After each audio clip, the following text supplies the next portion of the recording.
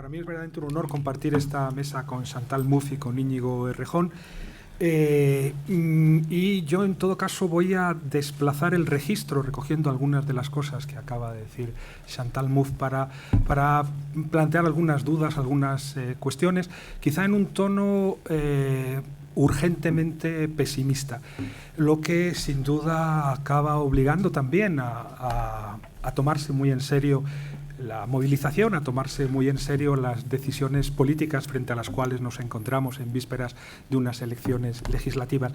Yo antes, mientras preparaba esta charla, pensaba en un proyecto de desplazamiento y resignificación de la hegemonía basado en la deslegitimación de un régimen, en una quiebra simbólica, al mismo tiempo con referentes letrados, con un uso de las redes muy innovador y con un uso de las nuevas tecnologías extraordinariamente creativo. Y naturalmente me venía a la cabeza Podemos. Pero enseguida, curiosamente, se interpuso otra cosa, me va a parecer tremendamente provocativo. Lo que me vino a la cabeza fue el Estado Islámico.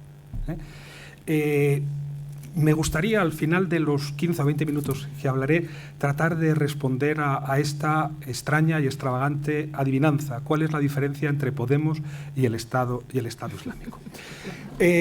Al mismo tiempo, mientras preparaba esta charla, y por otros motivos que no hace al caso citar, pues volví a un autor que yo leí mucho cuando estudiaba filosofía primero y luego, ya siendo ateo, estudiaba teología, que es San Agustín. Y me acuerdo que San Agustín se encuentra en el año 410 con un problema, porque él está esperando el segundo advenimiento de Cristo y en lugar de llegar Cristo llegan los bárbaros que destruyen la ciudad de Roma y que le obligan a asumir que el tiempo que falta para el advenimiento de Cristo, que va a ser muy largo, pues es un tiempo de bárbaros, un tiempo Atila, un tiempo Alarico, que destruye todas las briznas de hierba bajo los cascos de su caballo. Y bueno, creo que si hay que hablar de qué es la política, debemos empezar por decir de entrada que es la asunción de que tenemos un tiempo muy largo por delante. ¿Qué hacemos a la espera del segundo advenimiento de Cristo? A partir del presupuesto, en efecto, de que política no puede consistir ni en preparar ni en esperar el advenimiento de Cristo. Sobre esto me gustaría decir algunas palabras, porque es verdad que yo procedo también de una tradición marxista en el que el advenimiento de Cristo ha estado como de alguna manera inscrito en las propias dinámicas de lucha y de concepción de la intervención política. Si tenemos que preguntarnos qué es política, yo diría que nos obliga a cuestionarnos dos cosas: los límites de la conciencia y los límites de la acción. Y en este sentido, yo creo que en estos momentos nos encontramos en una situación de retroceso respecto de hace, por ejemplo, 100 años, diría yo. ¿Cómo lo explico? Lo explico así, digamos que entre el lugar donde vivimos y el lugar donde se deciden las cosas hay una enorme distancia, una distancia creciente. No sé si pensamos, yo me acuerdo, esto lo contaba porque había tenido una aparición un día en un bosque saliendo de una conferencia en Pontevedra. Me había encontrado, no era la Virgen María ni era el Che Guevara, era una viejecita que llevaba una vaca de un cordel, y yo pensaba que bastaba una firma en un despacho de la Unión Europea para que la vaca, el cordel y la ancianita desaparecieran. Y esta ancianita, naturalmente, era completamente inconsciente de esa distancia que le separaba enorme del lugar donde realmente se decidía su vida. Bueno, pues digo, esta distancia es lo que yo llamaría historia. No quiero perder mucho tiempo en justificar esta audacia teórica, pero yo llamaría historia, y esa historia a lo largo de los últimos 500 años, pero sobre todo a lo largo de los últimos 50 años, no ha dejado de aumentar, de crecer. Esa distancia, además, como en el Angelus Novus de Walter Benjamin, no ha dejado de llenarse de escombros y, si queremos, de basura. Bueno, pues a esa basura, a esos escombros, a ese lugar donde vivimos, lo podemos llamar, si queremos, realidad. Y en la realidad convergen muchos vectores diferentes, desde ceremonias, tradiciones, el hecho de que tenemos un cuerpo cuyos órganos se mueven con independencia de nuestra voluntad, que somos sujetos lingüísticos, que somos sujetos de deseo y que luego somos también objetos de construcciones históricas diversas, desde intervenciones económicas que todos conocemos, pero también intervenciones, por ejemplo, tecnológicas, ¿no?, que imponen marcos de percepción fuera de los cuales no nos podemos ya situar. Bueno, digamos que al lugar donde vivimos lo voy a llamar realidad, y al lugar donde se deciden las cosas, donde se deciden incluso, digamos, epistemológicamente, lo voy a llamar verdad. Pensando en la intervención, por cierto, de esta mañana, de Carlos Fernández Liria y Clara Serra. Bueno, pues digamos que entre la realidad y la verdad hay una distancia casi infinita. Para que nos entendamos, no voy a hacer aquí un discurso muy pedante, ¿no? Pero si pasamos en términos metafísicos, podemos decir que realidad es la vida y verdad es la muerte. Podemos decir, si uno es cristiano, que realidad es el mundo y verdad es Dios como fuerza constituyente que sostiene con cada una de sus decisiones soberanas ese mundo. Y podemos decir, si pensamos en términos marxistas clásicos, ¿no?, que la realidad es todo ese compuesto de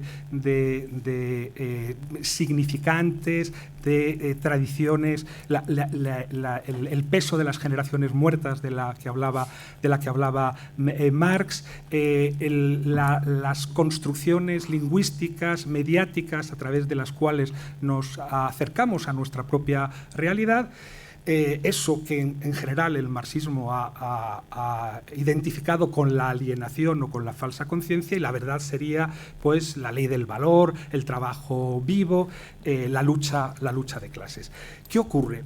Que yo creo que tenemos que aceptar, si queremos pensar en términos políticos, de intervención política, si queremos plantearnos la cuestión de cuáles son los límites de la conciencia y cuáles son los límites de la acción, que no hay ninguna posibilidad de encontrar un lugar material y al mismo tiempo un lugar simbólico donde realidad y verdad coincidan, ¿no? Esto es un viejo sueño idealista, el de pensar que hay un lugar histórico, un momento histórico donde realidad y verdad coincidan plenamente. Esto tiene que ver, en efecto, con una tradición también marxista, desde luego cristiana, milenarista, que ha interpretado que la condición y el resultado de una revolución, por ejemplo, era precisamente la verdad como vehículo de absorción de toda esa realidad llena de basura que sería solamente o restos de otros modos de producción precedentes, o en cualquier caso residuos de los que hay que librarse. Hay que pensar que si queremos hacer política debemos abandonar la idea de la conexión o la identificación entre realidad y verdad como condición y como resultado de un cambio, de una revolución. No podemos pensar en ningún mundo posible en el que haya transparencia recíproca entre la realidad y la verdad. Esto tiene que ver con dos frases. Chantal Mouffe citaba antes a Althusser, lo que casi parece un atrevimiento en estos momentos, pero yo siempre hay dos frases de Althusser que me gustan mucho, porque creo que definen también, de manera, si queréis, negativa, lo que es la política. Esa frase en la que él definía la ideología, pero yo me atrevería a hablar de que en realidad estaba definiendo la propia condición antropológica del ser humano como la representación necesariamente imaginaria de las condiciones materiales de existencia. Y la otra frase que me gusta mucho tiene que ver con la historia, con esa distancia, precisamente en la que Althusser decía que la historia es un proceso sin sujeto ni fines. ¿Por qué me gustan estas dos frases? Porque nos obliga a aceptar el marco de la intervención política, la cuestión de los límites de la conciencia y de los límites de la acción, a partir de dos cuestiones. La primera es la de que podemos perderlo todo. Al contrario de lo que ocurre en el universo hegeliano, en el que la astucia de la razón está siempre, digamos, hurgando en la basura, recuperando y reciclando todas las derrotas, en la historia hay derrotas absolutas. Se puede perder todo y, por lo tanto, eso exige ser particularmente cuidadosos a la hora de intervenir políticamente en el mundo. Y la otra es la de que, en el mejor de los casos, no podemos nunca ganarlo todo. Yo creo que eso también es muy importante. La historia de los sujetos sin proceso ni fin, es decir, que lo podemos perder todo, y la necesaria representación, la representación necesariamente imaginaria de nuestras condiciones materiales de existencia implica que, en el mejor de los casos, en esa sociedad, otro mundo posible que imaginamos y que tratamos de construir, nunca lo podremos ganar todo definitivamente. Eso sería el advenimiento de Cristo, que San Agustín en el año 410 tuvo que aceptar, aplazar indefinidamente.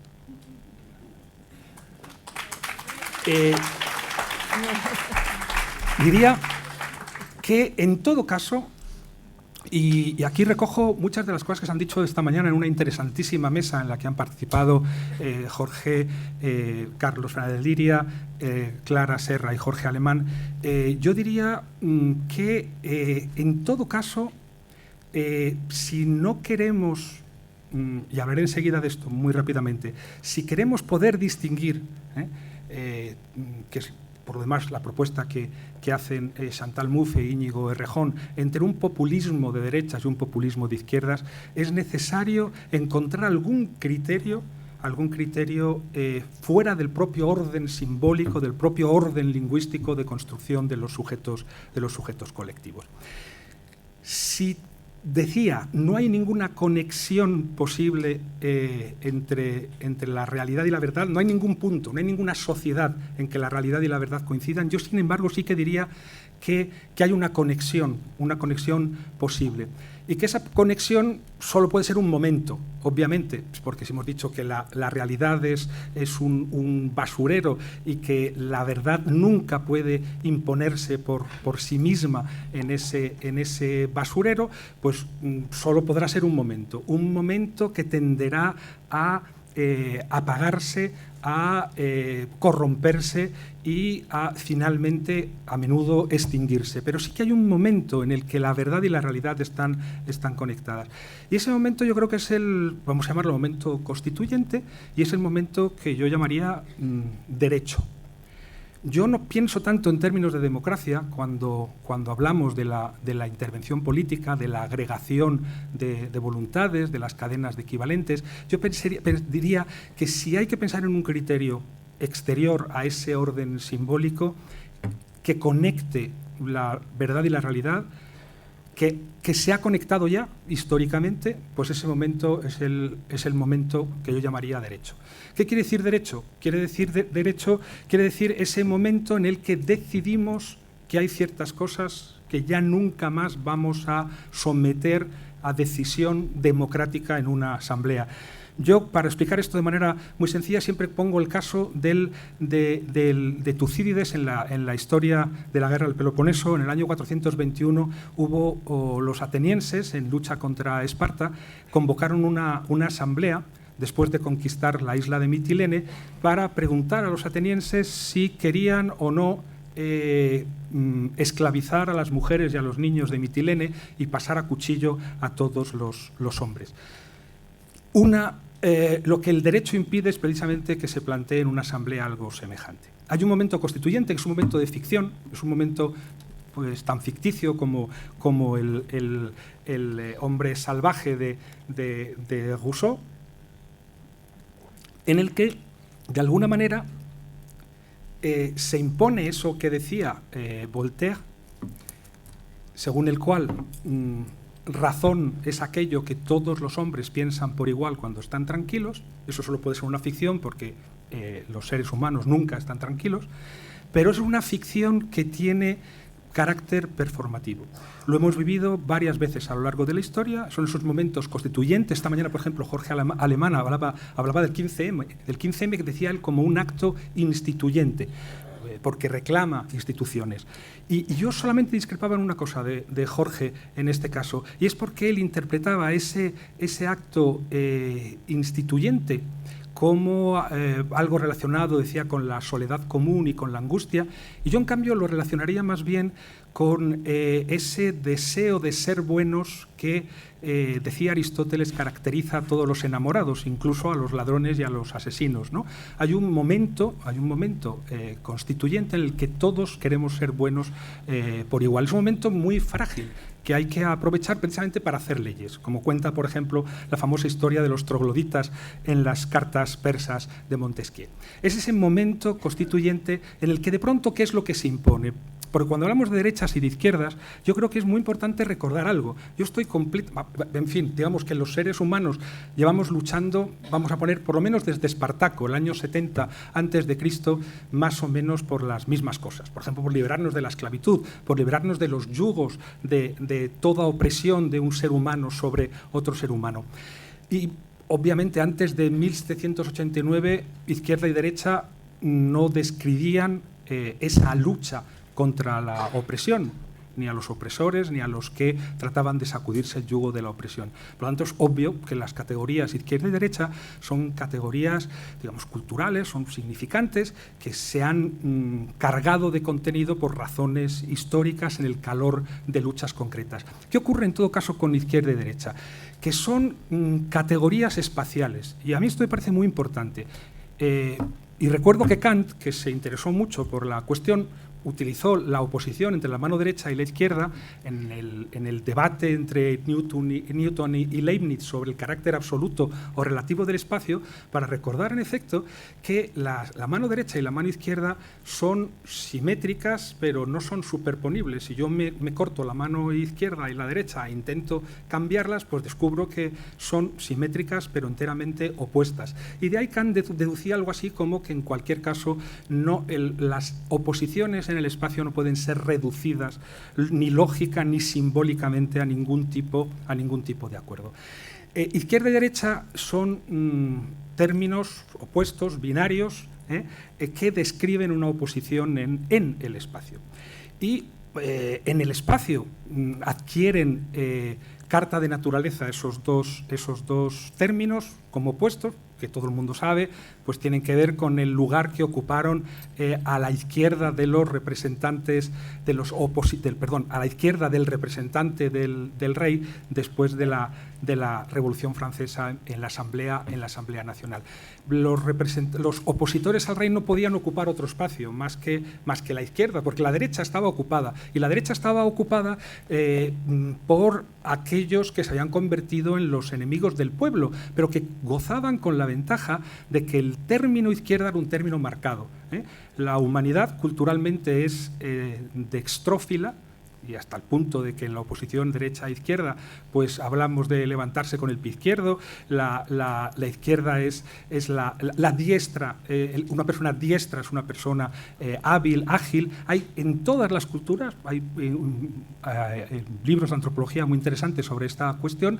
La izquierda es el término marcado, lingüísticamente marcado. Y por lo tanto digamos que empezaron con desventaja ya los jacobinos cuando se sentaron en la Asamblea Nacional Francesa a la izquierda, porque la derecha estaba ocupada. En todo caso, son términos de los que podemos prescindir enteramente, a condición, y esta es la diferencia realmente con, por ejemplo, Mussolini o con José Antonio Primo de Rivera, que fueron dos personas que en sus discursos, además discursos muy bellos y muy movilizadores, decidieron que, por ejemplo, que a España había que mirarla de frente, y por lo tanto ni derecha ni izquierda, o Mussolini, que tiene discursos extraordinarios en los años 20 en los cuales invita a los italianos a unirse en esa agregación de voluntades colectivas para construir una Italia sin lucha de clases y sin izquierdas y derechas. Y, por lo tanto, digo, podemos prescindir de la izquierda y la derecha a condición de que recordemos las oposiciones en el espacio. Y esas oposiciones en el espacio, algunas naturalmente tienen que ver con la lucha de clases, que no ha desaparecido por mucho que la quieran negar distintos actores, pero también con otras luchas, o sea, con los cuerpos, con la fragilidad de los cuerpos. Tiene que ver con la lucha de clases tiene que ver con la explotación de los cuerpos, pero tiene también que ver con otras relaciones de dominio. Clara Serra recordaba esta mañana, por ejemplo, el patriarcado, que tiene que ver con la explotación de los cuerpos, con los cuidados. Y yo diría que el derecho, lo que recuerda en esos momentos constituyentes, es justamente que la lucha, aunque en el orden simbólico lo olvidemos, la lucha se produce en el espacio, se produce en torno a los cuerpos y a las relaciones entre los cuerpos. Y por eso es muy importante que el breve momento que dura esa, digamos, la verdad, cristalice en otro cuerpo, en un cuerpo de leyes. Las leyes, lo sabemos, pueden ser destruidas por un misil muy fácilmente. Aún más, pueden ser destruidas por una ley. Por ejemplo, la ley que aplican en Irak y en Siria los partidarios del Estado Islámico es una ley que precisamente destruye el derecho. Pero aquí mismo, en España, ¿no?, la ley llamada Mordaza es una ley que impugna, que suspende y que destruye el derecho. Esos momentos constituyentes deben recordarnos que la oposición y la lucha se produce en el espacio y deben cristalizar en un cuerpo de leyes, de verdaderas leyes, de mediaciones, a sabiendas, obviamente, de que el propio derecho es un campo de batalla, a sabiendas de que las instituciones que emanan de un momento constituyente son instituciones sometidas a corrupción como cualquier otra entidad sublunar y que por lo tanto hay que construir también los procedimientos para asegurar que las instituciones no van a devorar el derecho. Y acabo ya recordando, volviendo a la adivinanza original. ¿Cuál es la diferencia entre Podemos y el Estado Islámico? Pues yo diría que la diferencia es, y ahora cito también a Chantal Mouffe, que al final hablaba de reformismo. Yo creo que la diferencia es básicamente esta, que el Estado Islámico es una organización revolucionaria y Podemos es un proyecto claramente reformista. ¿Quién está construyendo voluntad colectiva en este momento en el mundo? ¿Quién está construyendo pueblo en el mundo? Pues la mafia, por ejemplo, en Sicilia, está construyendo pueblo en el mundo, la está construyendo el Estado Islámico en Irak y en Siria, la está construyendo Le Pen en Francia, la está construyendo en general aquellas fuerzas que han sentido siempre muy poco respeto por el derecho. El caso de Podemos en España o de Syriza en Grecia son excepciones en el sur de Europa, excepciones muy frágiles, no debemos olvidarlo. Y en este sentido yo querría insistir en que si nos preguntamos si política significa preguntarse por los límites de la conciencia y por los límites de la acción, hoy tenemos un margen mucho más cerrado que hace 100 años. Como decía Chantal Mouffe, estoy completamente de acuerdo con ella, la alternativa ya no es revolución o reforma, es una falsa alternativa, ni siquiera socialismo o barbarie, es más bien reformismo o barbarie. Y en este sentido creo que Podemos es algo así como un pequeño dique para introducir un bien pequeño en una lógica en la que los pueblos se construyen al revés de como querríamos, pero una lógica de inversión de la que se está imponiendo en general en el mundo entero, que no puede de ninguna manera olvidar que entre la democracia y el derecho debe ser la prioridad, la línea roja, a través de la cual debemos tratar de impedir que el tiempo de los bárbaros nos liquide para siempre. Gracias.